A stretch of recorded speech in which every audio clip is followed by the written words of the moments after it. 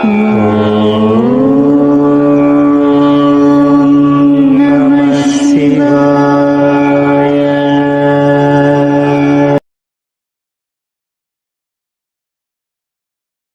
గురుభ్యో నమః.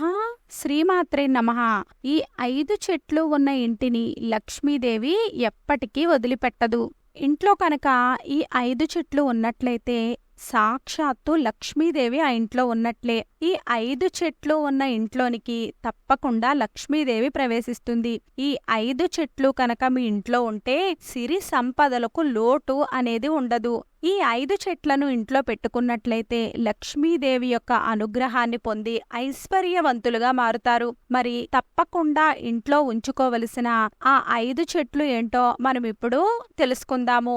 ఒక బ్రాహ్మణుడు శ్రీమంతుడి గృహంలో భాగవతాన్ని పారాయణం చేస్తూ ఉన్నాడు. ఆ సమయంలో ఒక దొంగతనం కోసమని ఆ ధనవంతుడి ఇంట్లోనికి ప్రవేశించి ఒక మూలన దాక్కున్నాడు.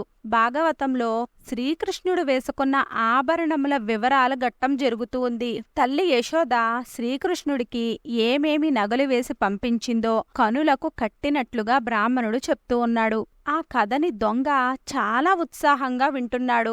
భాగవత ప్రవచనం పూర్తి అయ్యేదాకా ఉండి బాలకృష్ణుడు కనిపిస్తే అతని నగలను దొంగిలిద్దాము అని అనుకున్నాడు దొంగ. దానికోసం ఆ దొంగ బ్రాహ్మణుని వెంటపడ్డాడు. బ్రాహ్మణుడు దొంగను చూసి భయపడి నా దగ్గర ఏమీ లేదు అని అన్నాడు. అప్పుడు దొంగ, మీ దగ్గర ఉన్న డబ్బుకి నేను ఆశపడడం లేదు. మీరు చెప్పిన నగలు ధరించిన కృష్ణుడు, ఆవుల దగ్గర ఉండే కృష్ణుడు ఎక్కడ ఉంటాడో చెప్పండి అని దొంగ అడిగాడు. అప్పుడు ఆ బ్రాహ్మణుడు ఆలోచించి బృందావనంలో యమునా నదీ తీరం దగ్గరకు రోజూ 2 పిల్లలు వస్తారు. ఒక పిల్లవాడు నలుపు రంగులో ఉండి పిల్లన గ్రోవిని వాయిస్తూ ఉంటాడు. ఇంకొక పిల్లవాడు తెల్లగా ఉంటాడు. తెల్లటి పట్టు వస్త్రాలను ధరించి ఉంటాడు.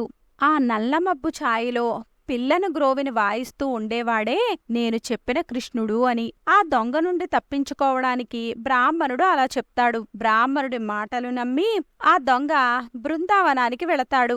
యమునా నదీ తీరం వద్ద చెట్టు ఎక్కి కూర్చుని ఆ 2 పిల్లల రాక కోసం ఎదురు చూస్తూ కూర్చున్నాడు. ఇంతలో పిల్లను గ్రోవిని వాయిస్తున్న శబ్దం వినిపించింది. ఆ శబ్దం వచ్చేవైపు దొంగ చూశాడు.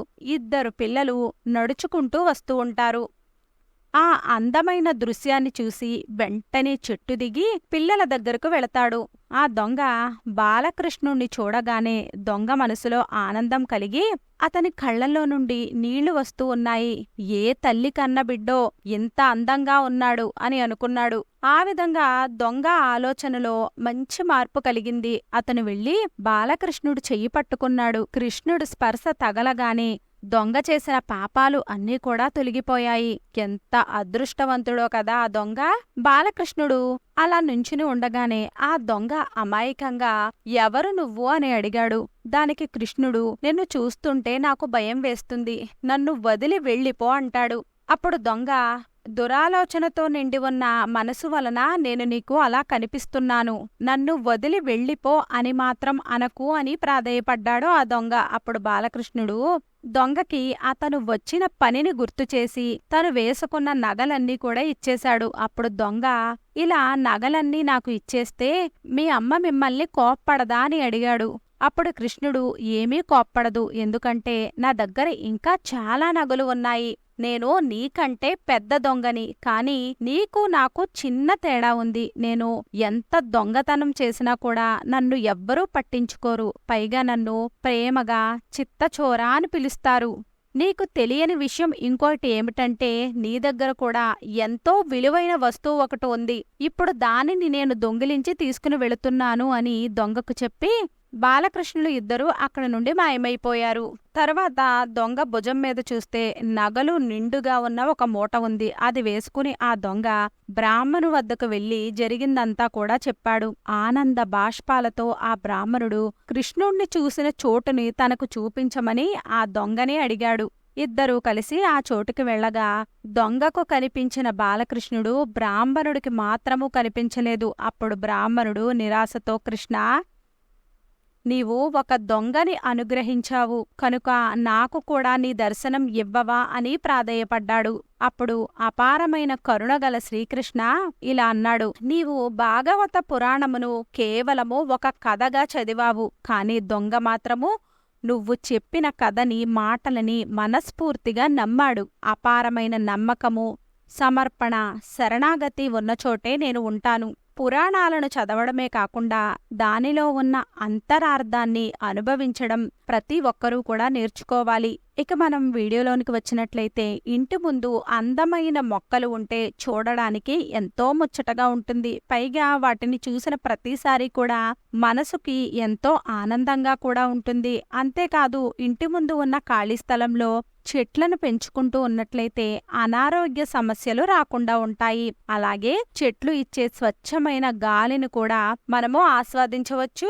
చెట్లు మనకి మంచి గాలిని అందిస్తాయి. నిద్ర లేవగానే ఉదయాన్నే మొక్కలను చూడడము, వాటితో కాసేపు గడపడము, లేదా ఆ చెట్ల కింద కాసేపు కూర్చోవడం వలన రోజంతా కూడా ఎంతో ఆనందంగా, ఆహ్లాదంగా ఉంటుంది. చెట్లు అందాన్ని, ఆరోగ్యాన్ని కాకుండా కొన్ని మొక్కలు అదృష్టాన్ని కూడా ఇస్తాయి. ఇంట్లో రకరకాల మొక్కలను పెంచుకుంటూ ఉంటారు. అయితే కొన్ని మొక్కలు సవ్య దిశలో పెట్టడం వలన అదృష్టం కలిసి వస్తుంది.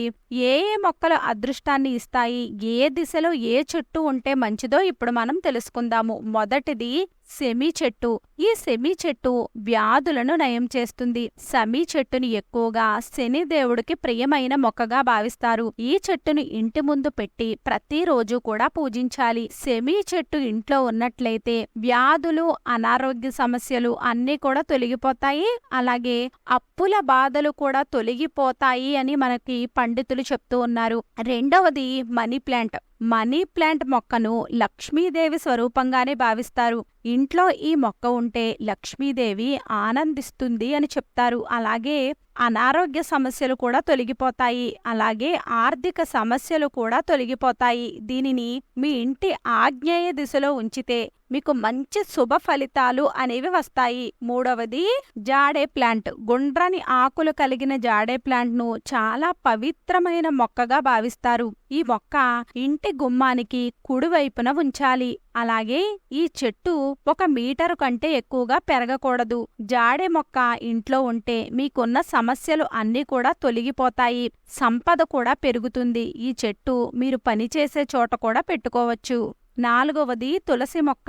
తులసి చెట్టుని లక్ష్మీదేవి స్వరూపంగా భావిస్తారు. అలాగే తులసి చెట్టు చాలా పవిత్రమైన చెట్టుగా కూడా చెప్తారు. ఈ చెట్టు ఇంట్లో ఉంటే ప్రతికూల సమస్యలు తొలగిపోతాయి అని మనకి పండితులు చెప్తూ ఉన్నారు. అంతేకాకుండా ఈ చెట్టు ఆకులను దగ్గు, జలుబు వంటి వ్యాధులను నయం చేసుకోవడానికి కూడా ఉపయోగిస్తారు.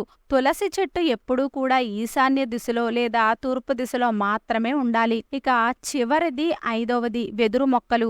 వాస్తు శాస్త్రం ప్రకారము ఈ మొక్కలు చాలా పవిత్రమైన మొక్కలుగా భావిస్తారు. ఈ వెదురు మొక్క అదృష్టాన్ని అందిస్తుంది. అందుకే దీనిని లక్కీ ప్లాంట్ అని కూడా అంటూ ఉంటారు.